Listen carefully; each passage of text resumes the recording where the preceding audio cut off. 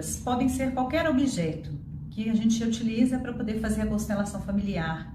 A gente utiliza no lugar dos representantes, que são aquelas pessoas que se dispõem a representar, ficar no lugar das pessoas que compõem o nosso sistema, para que recebam então essa informação que o campo passa.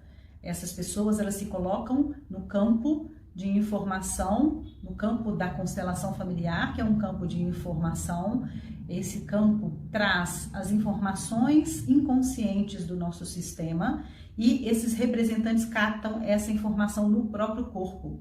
Esses representantes, quando eles estão numa postura correta, sem medo, sem tensão, sem conhecimento prévio e sem julgamento, eles se colocam de uma forma bem centrada, com a cabeça vazia e a concentração no corpo, naquilo que é a percepção daquilo que acontece no corpo. E então eles podem captar essas informações de uma forma bem clara. Para quem já participou de uma constelação familiar, fica muito fácil de entender como isso acontece se você já foi um representante. Se você já participou de uma constelação familiar, você vai saber do que eu estou falando. Se você ainda não participou de uma constelação familiar, não tem problema. Eu tenho um vídeo onde eu proponho um exercício sistêmico movimento da alma no Instagram e no YouTube. Vocês podem ir lá e se vocês fizerem esse exercício, vocês vão perceber, vocês vão entender do que eu estou falando, sobre isso que a gente sente no corpo, das informações que vêm para o corpo da gente. Pode ir lá fazer o exercício que vocês vão entender. Como eu estava explicando, as âncoras irão substituir, então, esses representantes. Então, o que seriam essas âncoras? Seriam, por exemplo, os bonequinhos, tá? Bonequinhos que podem ser esses bonequinhos de Playmobil, podem ser toquinhos, podem ser pedras, tem muita gente que usa outros objetos, tá? Ou podem ser assim, por exemplo, né? Essas peças de EVA que a gente pode colocar no chão, né? Almofadas, qualquer objeto, na verdade, que você possa utilizar que fique no lugar de um representante. Então, esses objetos, eles vão estar ali e depois a gente vai conectar com esses objetos para poder, é só para poder organizar, tá? Os objetos estão ali para que a gente possa ter essa visualização mais fácil e a gente possa conectar com cada um, e quando a gente faz isso, fica mais fácil da gente se colocar no lugar daquele representante. É como se a gente fosse lá e se colocasse no lugar de cada um dos representantes. É assim que acontece quando a gente faz uma constelação individual, seja ela online ou seja ela presencial. O facilitador e o constelando, aquele que está lá para constelar, a gente sente no nosso corpo aquilo que aquela pessoa, que aquele boneco está representando. Então a gente sente no nosso corpo.